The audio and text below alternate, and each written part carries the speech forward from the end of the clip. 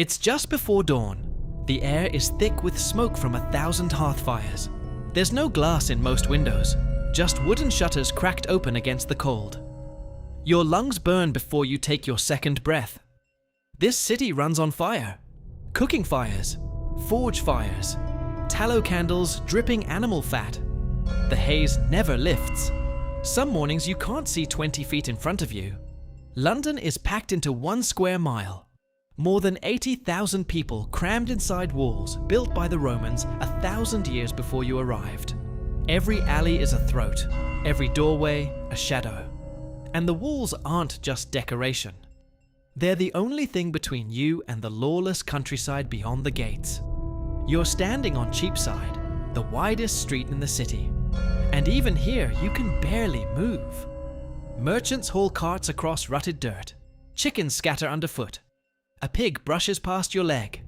Nobody flinches. Pigs roam London like stray dogs. They eat the garbage. The city depends on them. When the garbage piles up faster than the pigs can eat it, that's when things have gone wrong. There are no street signs, no addresses. You navigate by smell. The tanners to the east, you'll find them by the stench of urine used to cure leather. Human urine, collected from every household. The butchers work on Shambles, a street named for the blood and offal coating the ground, so thick it never fully dries. Flies swarm in clouds so dense they hum. And the noise. Blacksmith hammers ring down Ironmonger Lane. Vendors scream prices. Preachers howl about sin. Dogs bark. Chickens shriek. Cartwheels grind against stone. Modern London is loud. Medieval London is deafening. And there's nowhere to escape it. Welcome to London. Try to stay alive. First problem.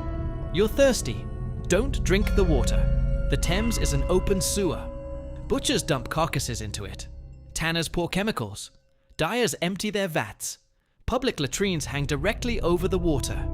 A row of people doing their business straight into the current. One sip from this river, and your 24 hours just became 24 minutes. So you drink ale instead. Everyone does, even children. Not because medieval Londoners are drunks, because brewing boils the water, killing what would otherwise kill you. They don't know about bacteria yet. That discovery is still 5 centuries away. They just know the water is death. And the ale keeps you standing. It's weak, thin, sour, barely alcoholic, but it's wet. And right now, that's enough. Food comes next. You head to a cookshop near the bridge. These are medieval London's fast food stalls. Open kitchens where cooks ladle out whatever's been boiling since yesterday. A penny buys you a bowl of pottage, boiled grain, cabbage, turnips, maybe something that used to be an onion. It's thick, grey, lukewarm. It tastes like nothing. Right now, it tastes like survival. If you've got more coin, you can buy bread. But even bread carries risk. Bakers cheat constantly, mixing sawdust into flour, whitening loaves with chalk, selling bread underweight. London knows this. The punishment is the pillory. Your head and hands locked in a wooden frame in the middle of the street, while the crowd throws whatever they have. Rotten vegetables if you're lucky. Stones if you're not. The laws exist because the crimes are constant. Rancid meat. Spoiled fish reheated and sold again. Food cooked in river water. London literally employs inspectors whose entire job is catching people trying to poison you for profit. You eat the pottage. You don't ask questions. You keep moving. Moving through London is harder than it sounds. The streets are barely wide enough for 2 people to walk side by side. Upper floors jut outward, each story wider than the last until the rooftops nearly touch overhead. They call it jettying. It creates more living space upstairs. It also blocks the sun. Some alleys haven't seen direct daylight in decades. The walls sweat with condensation. The air feels thick enough to drink. The ground beneath your feet isn't paved. It's packed dirt soaked with rain, urine, and whatever fell off the butcher's cart this morning. Every step is a gamble. You plant your foot, test the ground, and hope whatever you stepped in was mud. It probably wasn't. Chamber pots are emptied out of windows above. The law says people must shout a warning first. Gardez l'eau. Watch out for the water. That phrase eventually becomes the word loo. But people don't always shout. You learn to walk close to the walls and listen. Then there's London Bridge, the only crossing over the Thames. But it's not a bridge the way you imagine one. It's a city. Over 200 buildings stacked directly on top of it. Houses, shops, even a chapel dedicated to Thomas Becket. Some buildings climb 4 stories high. The bridge sags under the weight. Below, the water funnels between massive stone supports, turning the river into violent rapids. Boatmen call it shooting the bridge. Threading a boat through the gaps at exactly the right moment. They still die doing it. Boats capsize. Passengers drown. Locals have a saying: London Bridge was made for wise men to go over, and fools to go under. You cross on foot. Halfway across, you look up at the southern gatehouse and see the heads. Traitors' heads, mounted on iron spikes, coated in tar to slow the rot. Some have been there for months. The older ones are hollowed by weather and ravens. The newer ones still have faces. This isn't decoration. This is a warning. Remember it. By midday, you've survived the streets, but the real danger in London is invisible. The Black Death arrives in 1348. It comes on ships from the continent, carried by trade routes that made London rich. The docks fall first, then the neighborhoods nearby, then the rest of the city. Within 18 months, it kills between 1/3 and 1/2 of London's population. Some estimates say more. No one knows for certain. The record keepers are dying too. The symptoms start small. A headache, a fever. Then the swellings appear. Black lumps the size of eggs under the arms and in the groin. They ooze blood and pus. Once they appear, you have 3 to 5 days, sometimes less. If it reaches the lungs, you cough blood and die within a day. Doctors blame bad air. Their solutions?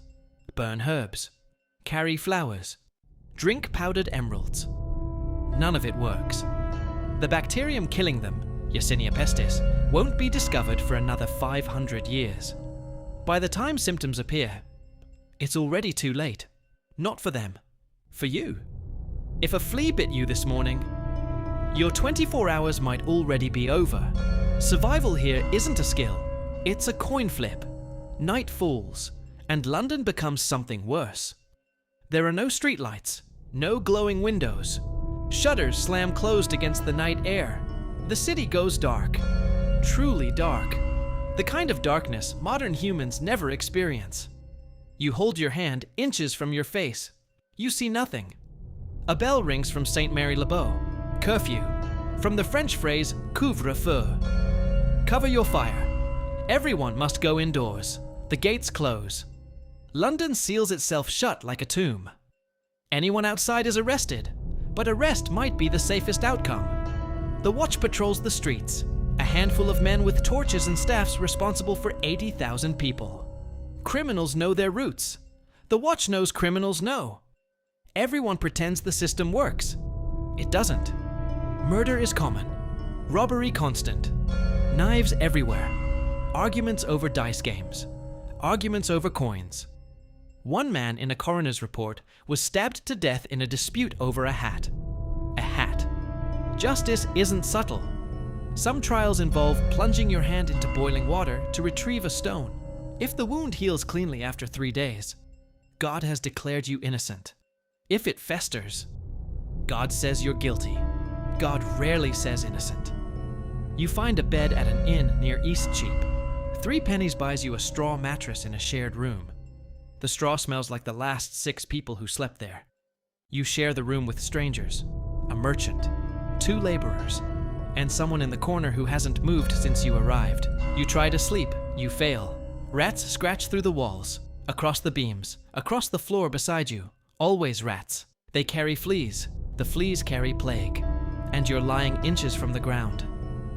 Outside, a bell rings. The dead cart. Doors open. Bodies carried out into the street. You pull the blanket over your face and count the hours. Dawn. You survived the night. The bells of St. Paul's ring across the city. Old St. Paul's Cathedral towers above London. its spire reaching nearly 500 feet into the sky. The tallest structure England will see for centuries. Inside, merchants sell goods between the pillars. Lawyers meet clients in the aisles. People cut through the cathedral to shorten their walk across the city. It's a church, a marketplace, and a shortcut. All at once. The gates open. The streets fill again. The same noise, the same filth, the same fight for one more day. You step back onto Cheapside. Vendors shout. A boy drives geese through the crowd. A woman balances eels in a basket on her head. The smell of fresh bread mixes with the smell of sewage. After 24 hours, you can't separate them anymore. They're the same smell now. You made it. You didn't starve. You didn't drown in the Thames. You didn't get robbed in the dark. You didn't drink the water. And maybe, just maybe, the plague hasn't found you yet. But here's the part that breaks your mind. This wasn't punishment. This wasn't a prison. This was just Tuesday. For 80,000 people, this was life. Every single day. They were born here, worked here, fought here, died here. Most before age 35. And yet those same streets would one day become the capital of the largest empire in human history. Not because London was safe, not because it was clean, but because the people who survived it were forged by it. Every plague, every fire, every winter that froze the Thames solid, London endured and came back stronger. 24 hours, one city, 1348. If you were dropped into medieval London with nothing but the clothes on your back, would you survive? Or would the city swallow you whole? Tell me in the comments. And if you survived this one, there are worse places I can send you.